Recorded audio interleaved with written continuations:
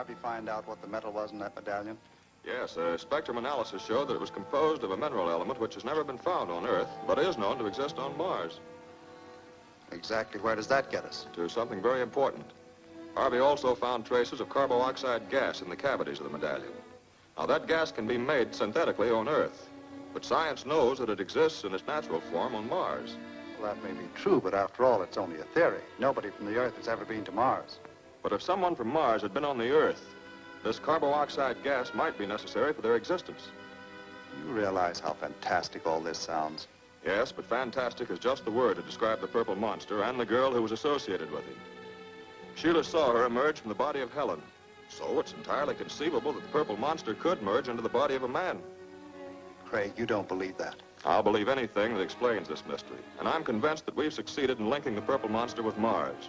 He's building a jet plane, obviously to return to Mars, and he'll need carboxide gas to breathe on the way.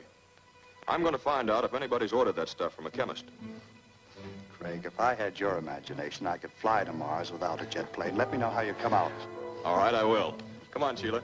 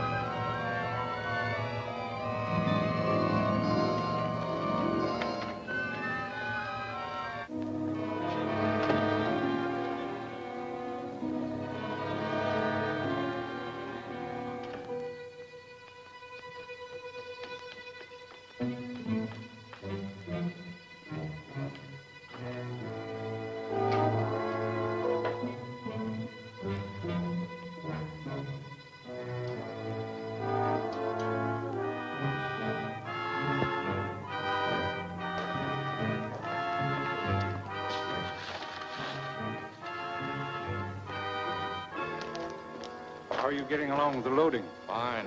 We're almost ready for your final inspection. I'm picking up the last truckload of carboxide this afternoon. That's good, because we may have to take off a little sooner than I had planned. Foster had Marcia's medallion analyzed, and now he knows about the gas. He also made some rather shrewd guesses about my origin. Fortunately, we're making the carboxide in our own plant, so his investigations won't lead him very far. I see. You don't know of any other firm that might make carboxide? All right, thank you. Well, that's the last of them. Nobody makes the stuff. Most of them never even heard of it.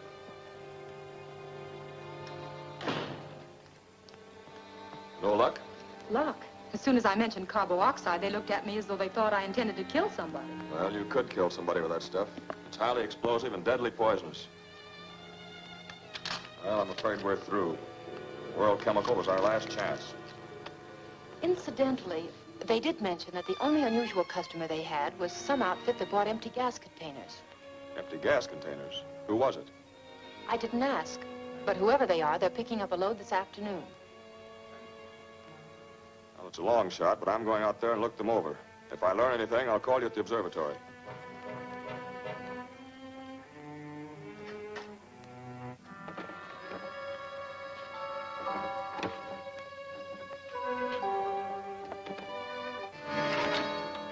Get your motor started. I'll be ready in a minute.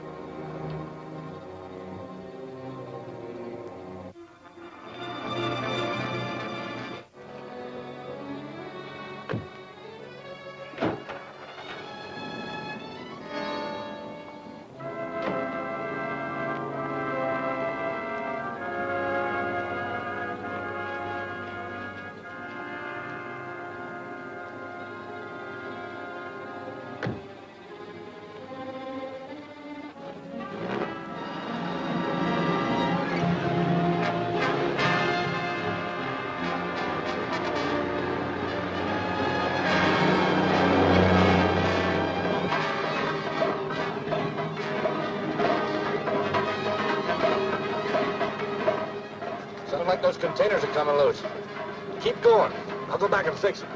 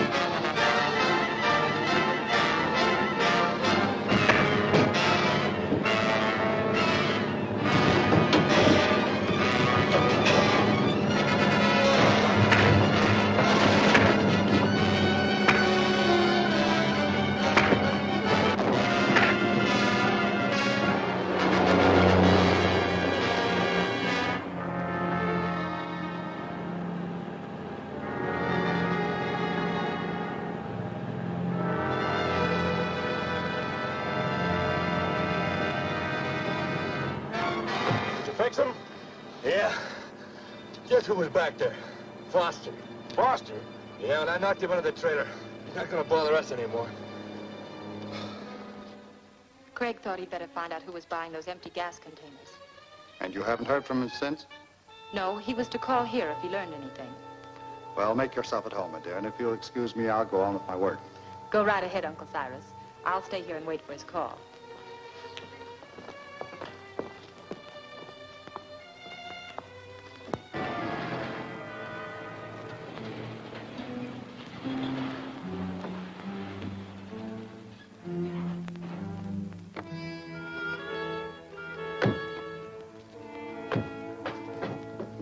Start unloading that trailer.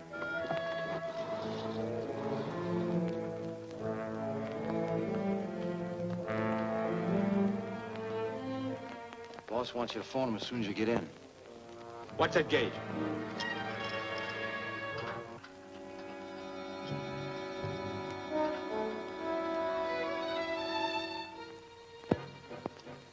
Thanks, Garrett. Don't thank me. Keep your eyes open.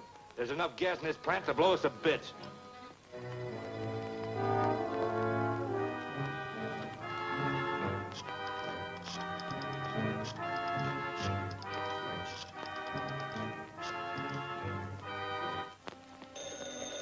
I'll get it. Dr. Layton speaking. This is Garrett. Do you want me? Oh, yes. So glad you called. Before you go any further with your experiment, I want to warn you again to be careful. We can't afford to have strangers learn anything of our process. I get it. You can't say anything right now. What, are you worrying about Foster? Well, you can forget about Foster. He climbed aboard the truck and I took care of him.